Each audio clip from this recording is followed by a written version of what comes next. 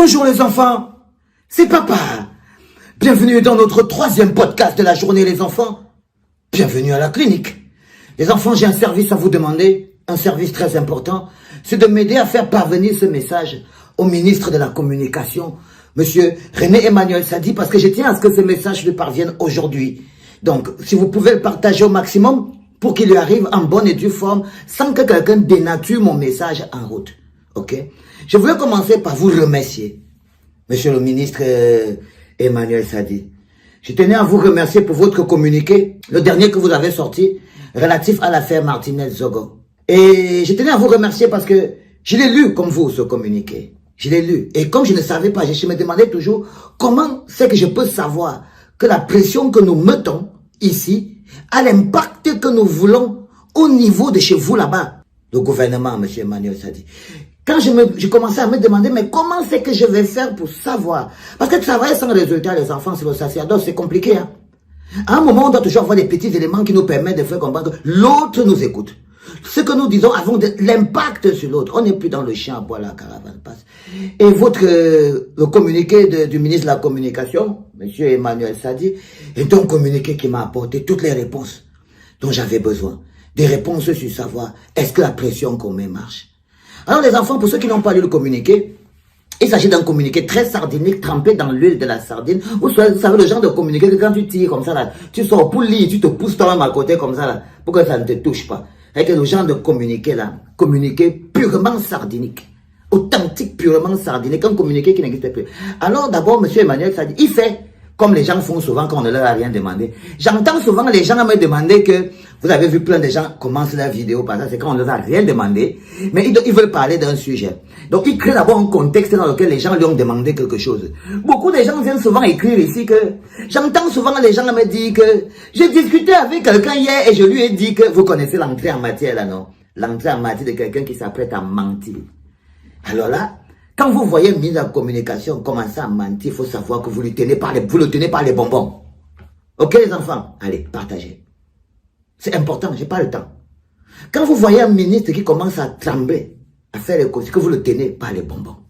Alors, Emmanuel Sadi nous envoie un communiqué. Donc, il y a beaucoup de gens qui l'écrivent pour lui dire qu'il ne communique pas assez.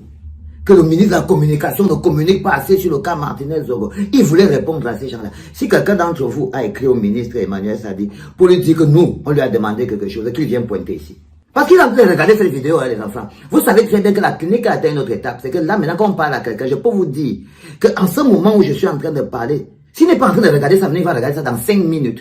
Donc, je veux que si quelqu'un d'entre vous a un papier, un document, qu'il avait écrit, un message à Emmanuel Sadi pour lui demander que, Emmanuel Sadi, comment c'est que tu ne parles pas sur les affaires? Pourquoi tu ne fais pas un point? Pourquoi tu ne dis rien sur l'assassinat de Martinez-Zogo?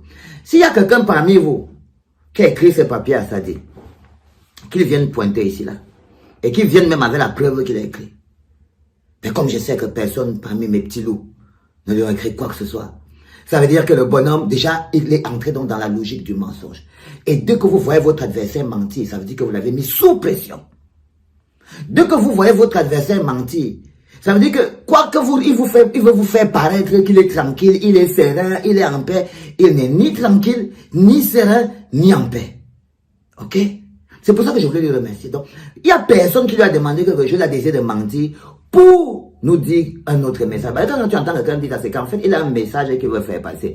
Donc, il raconte d'abord comme si quelqu'un lui a posé la question, et maintenant, il va donc avoir la latitude de raconter. Donc, Emmanuel Sadi passe donc par un mensonge.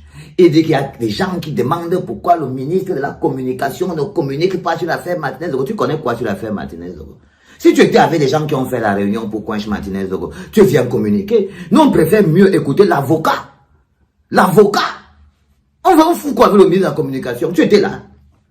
C'est vous qui gérez. Tu es la justice. Tu es la police. Tu es quoi? On préfère encore l'avocat de Danoué, l'avocat de Amougou, l'avocat de la famille Martinez-Zogo. Lui, on ne va pas se lever pour commander. Il faut te calmer, ça dit. Personne ne t'a demandé quoi que ce soit. Les gars, ramassez, vous partez dire ça dit. Que dans le cadre de l'affaire Martinez-Zogo, nous on regarde Pomba. Pourquoi? Parce que nous on sait que Pomba est en train de nous perdre le temps. On t'a rien demandé. On t'a rien demandé, monsieur le ministre de la Communication. Va communiquer loin. Va communiquer sur les choses que tu veux faire. Va communiquer sur ce que tu veux, mais laisse-nous. Qu'est-ce qu'on peut attendre d'un ministre de la Communication? On peut attendre quoi? Qu'est-ce que tu crois qu'on attend que tu vas nous dire sur Martinez Zogo? Qu'est-ce qu'on attend? Qu'est-ce qu'on peut attendre que toi, ça dit, tu vas nous dire? On est là, nous-mêmes on sait que l'enquête est bloquée. Pomba a bloqué l'enquête. Pourquoi il a bloqué l'enquête? Est-ce qu'on a besoin d'un communiqué du ministre on a besoin que toi, ça dit, tu viennes parler pour nous dire ce que Pomba a fait, alors que nous on voit avec nos yeux qu'il est en train de protéger ses propres bonbons et qu'on les tient. Donc personne ne t'a rien demandé. Donc René Sadi prend dans le prétexte que quelqu'un lui aurait demandé, dans une vie qu'il connaît, lui tout seul, dans sa tête, pourquoi c'est que le ministre de la Communication ne parle pas? Et maintenant il explique. Il ne parle pas parce qu'on ne commente pas une affaire pendante devant les juridictions et qu'il y a l'article 103, alinéa 2, paragraphe 6 qui interdit de commenter les histoires d'une affaire judiciaire. Et lui, il préfère ne pas communiquer. Il préfère plutôt rappeler aux Camerounais que vous n'avez pas à communiquer là-dessus parce que c'est ce que son communiqué voulait dire. Son communiqué voulait dire fermez vos gueules sur l'histoire Martinez Zogo. C'est-à-dire que les histoires que les gens nous ont de laisser la justice travailler. Comme si nous on parle ici sur Facebook. On empêche la justice de travailler là-bas et tout. Comme si nous on est ici à la clinique là. On empêche les gens d'aller. Alors que nous on prend les mêmes éléments de Guizoro. Nous on prend ici. On détaille. Mais c'est juste que notre détail a la puissance d'un boomerang. C'est parce que notre décryptage ouvre les esprits et nettoie. Ça veut dire que même quand on prend un amas de rien du tout, nous on peut transformer ça à la clinique, un amas de rien du tout, en quelque chose de clair pour l'esprit. En quelque chose de clair pour l'esprit. Donc, il fait ce communiqué, mais dans l'objectif de dire aux gens, arrêtez de parler de l'affaire Martinez. C'était seulement ça son objectif. C'est ça ton objectif, non, René Sadi? C'était ton objectif, anti-ministre de la Communication. C'était ton objectif. Comment tu fais? C'était ton seul but, ton seul message que ce communiqué avait, c'était de dire aux Camerounais, taisez-vous sur l'affaire Martinez Zogo. Parce que tu es surpris qu'un mois après, les Camerounais que vous-même vous avez éduqués, vous saviez que 2 jours après, ils ne devaient plus être là. Vous vous étonnez qu'un mois après, le nouveau type de Camerounais est toujours accroché, en train de demander la justice pour Martinez Zogo. Parce que c'est quelque chose qui dépasse déjà Martinez Zogo. Parce que ce qui se passe aujourd'hui dépasse déjà Martinez Zogo. C'est déjà plus grand que lui. Il a porté quelque chose de plus grand. Il a porté quelque chose de plus grand. Ça dépasse déjà Martinez Zogo. Donc vos petites menaces à 2 balles n'ont qu'un seul objectif. Me permettre de rassurer vous que nous tenons le bon bout. Même si vous semblez fatigué. Même si vous semblez épuisé, je vous ai dit que c'est moi qui parle. Vous n'avez qu'à partager. C'est moi qui parle. Vous ne pouvez pas vous fatiguer plus que moi. Non. Mais je vous dis que quand j'ai vu ce communiqué, j'avais besoin d'un indicateur pour savoir est-ce que ces gens-là, la pression qu'on a, est-ce que ça les bouscule? Oui, les enfants. Ça les bouscule. Ça les bouscule au point où ils sont même obligés de mentir parce que pour de cas manque, c'est que la puissance de son adversaire. Et donc, non seulement on les bouscule, mais on ne les subit même plus. Je veux que vous compreniez à quel point on est au niveau de notre pression. Non seulement on les bouscule réellement. Parce que ce qu'on bouscule, ce n'est pas les petits piliers, hein, c'est les gros piliers comme ça. Et non seulement on les bouscule sérieusement, mais ils ne peuvent rien faire. Mais ils ne peuvent rien faire. Ils ne peuvent pas nous empêcher de poser des questions. Ils ne peuvent pas nous empêcher d'interroger le système judiciaire. Ils ne peuvent pas nous empêcher d'interroger la gouvernance. Parce que cette histoire dépasse. L'assassinat de Martinez Zogo a mis en lumière une crise énorme de sécurité. Est-ce qu'ils vont nous empêcher de constater et de se plaindre de cette crise de sécurité? Que vous prenez tout un contre-espionnage, vous mettez au service d'un féman et il va se débarrasser d'un journaliste. Monsieur Sadi, vous croyez vraiment qu'on peut se taire? C'est qu'on est plus, ça veut dire que nous-mêmes, tous les Camerounais, si on se tait sur ça, c'est que nous-mêmes on n'aime pas nos vies. C'est que nous-mêmes on n'aime pas nos vies. Donc on ne va pas se taire, frère. Dites à Emmanuel Sadi par un partage et un double pas qu'on ne va pas se taire. Et que l'histoire est déjà plus grande. Et beaucoup plus grande aujourd'hui parce que les Camerounais ne sont plus en sécurité. Ils ne sont plus en sécurité. Le fait seulement qu'on ait utilisé la DGRE veut dire que les Camerounais ne sont plus en sécurité. Donc vous n'allez pas nous empêcher de fermer vous n'allez pas nous fermer nos bouches alors qu'on est en insécurité. Sadi, qu'est-ce qui se passe dans les pays? Vous voulez qu'on ferme nos bouches alors qu'on est en insécurité? On constate qu'un individu, un kidam lambda peut se lever parce qu'il a l'argent. Il paye le service de contre-espionnage. Dans quel pays au monde tu vas entendre que le directeur de la CIA de ce pays-là est enfermé et tout le pays ferme la bouche? C'est pas parce que nos journaux sont comme sont des journaux à 2 balles qu'on a au Cameroun là, des journaux de la neutralité. Je sais, le pasteur Kennedy à Jacha, je sais. On a une vieille vidéo en suspens que tu m'as envoyée. Je voulais te dire qu'il n'y a aucun problème. Je partage totalement ton avis et que chaque chose doit être réglée et accordée. C'est important. On met la parenthèse de Kennedy à Jacha, on met de côté. Hein, les enfants? Non, le plus intéressant aujourd'hui, c'est que les gars, à un moment, ils ont essayé de nous faire croire que notre soif de justice, si jamais la presse camerounaise était au niveau de cette histoire, c'est aujourd'hui qu'on fabrique les Guizoro. Parce que cette histoire de Martinez, regardez un peu la concurrence, et c'est une saine concurrence qui se passe entre Equinox et peut-être par exemple Canal 2. Canal 2 s'est aussi battu pour avoir son bonhomme planté devant le CED. C'est comme ça qu'on change un pays. Donc ça touche tous les niveaux de la société. Donc je tenais à vous dire le plus intéressant, donc c'est que ce communiqué de René Emmanuel Sadi est donc venu nous conforter dans notre position, c'est qu'on les tient par les bonbons. Et nous donne l'impression qu'ils sont invulnérables alors que c'est en ce moment où ils sont le plus vulnérables.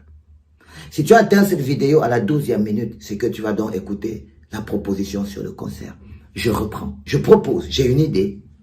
Si on pouvait organiser un gros concert au cœur de Paris, sous la fenêtre de Macron. Parce que l'une des choses, si on veut que le monde soit touché, il faut se placer au bon endroit. Déjà, Pomba n'a peur que de Macron. Pomba, c'est un complexé. Pomba, c'est un complexé. Il a le complexe du Toubab, comme tu n'as jamais vu. C'est un complexé. C'est un homme de l'époque coloniale. Donc, il a encore le complexe du colonisé. De l'époque coloniale là-bas. Lui, il est un gars de là-bas. Avant là-bas, là, 1900, ouais. Il a encore toute la formule. Donc, la seule personne qu'il craint, c'est Macron. C'est Macron. Donc, de manière stratégique, organiser un gros concert qui demande la justice à Martinez Zogo. La justice pour Martinez Zogo. La justice pour tous ces gens incarcérés. Mais la justice pour Martinez Zogo.